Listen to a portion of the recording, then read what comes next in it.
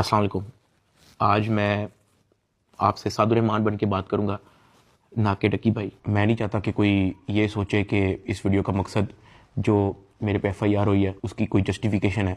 I am simply here to apologise. मेरे किसी भी कंटेंट से अगर आज तक कोई भी नेगेटिवली इम्पैक्ट हुआ है, मैं उस चीज़ के लिए माफ़ी मांगता हूँ। मेरी हमेशा से सिर्फ यही इंटेंशन रही है कि मैं लोगों को एंटरटेन करता रहूँ और कुछ ना कुछ जो है वो मैं नया लाता रहूँ। लेकिन मेरे अनजाने ना अनजाने में अगर मेरे से कोई कंटेंट कभी ऐसा पोस्ट हुआ है जिससे कोई नेगेटिवली इम्पैक्ट हुआ है, या कोई प्रमोशन ऐसी हुई है जिससे कोई नेगेटिवली इम्पैक्ट हुआ है, मैं उस चीज़ के लिए पूरे कौम से माफ़ी मांगता हूँ। Let the court handle. मैं लीगली इस मैटर को एंड तक देखूँगा।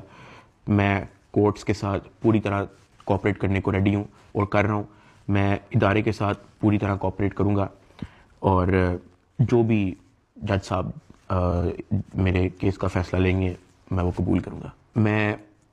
मेरा और मेरी फैमिली का जो 3.5 माह का एक्सपीरियंस है, मैं सिर्फ वो बताने आया हूँ। 16 अगस्त 2025 को जब मैं सो के उठता हूँ तो मैं बड़ा एक्साइटेड होता हूँ, क्योंकि हमने अपने दोस्त वगैरह मेहमान बुलाए होते हैं, हमने अपने घर में दावत रखी होती है। मेरे सब दोस्त आते हैं, बड़ा इंजॉय करते हैं, हम खाना शाना खाते हैं, गपशप लगाते हैं, मेहमान चले जाते हैं। उसके बाद मैं और रूब पैकिंग में लग जाते हैं, क्योंकि हमें मलेशियन गवर्नमेंट का एक इवेंट है, उधर से इनवाइट आया होता है कि डकी भाई आप आए, हमारे लिए कुछ वीडियोस वगैरह बनाएं। पूरे पाकिस्तान से उन्होंने एक मेल और एक फीमेल को चुना है, जिसके अंदर मेल में उन्होंने मुझे चुना है। बाकी कंट्रीज से भी उन्होंने एक मेल एक फीमेल इनवाइट किए हुए थे और मैं बड़ा एक्साइटेड था कि पूरे पाकिस्तान के अंदर से उन्होंने एक बंदा चूज करना है और उन्होंने मुझे चुना। मैं बड़ा ऑनर फील कर रहा। हमने बड़ी जल्दबाजी में पैकिंग की, क्योंकि मेहमान आए होते हैं, हमें टाइम नहीं मिलता और मुझे नहीं पता था कि जब हम पैकिंग करके अपने घर से निकलेंगे तो मेरी ज़िंदगी का सबसे मुश्किल वक्त शुरू हो जाएगा। मेरे वहमो गुमान में भी नहीं था कि मेरे साथ क्या होने जा रहा है। हम जब पैकिंग करके सामान गाड़ी में रखते हैं, गाड़ी हमारी एयरपोर्ट की तरफ चल पड़ती है। एयरपोर्ट पहुंचते हैं, हम सामान अपना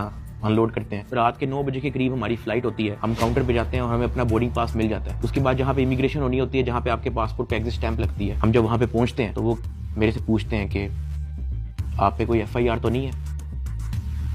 मैंने कहा नहीं। कहता आपका साइबर क्राइम में कोई इशू है क्या?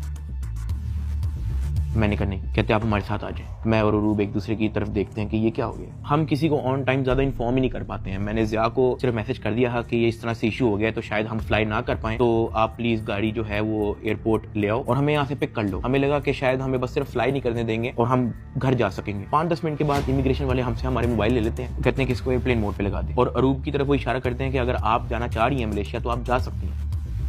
अरूब ने कहा नहीं, अगर साथ मेरे साथ जा रहा है तो मैं चले जाती हूँ, वरना मैं इधर ही ठीक हूँ। शायद ये मेरी गलती ही, मुझे उसको जाने देना चाहिए था, क्योंकि उसके बाद जिस चीज़ से मेरी फैमिली ने गो थ्रू किया है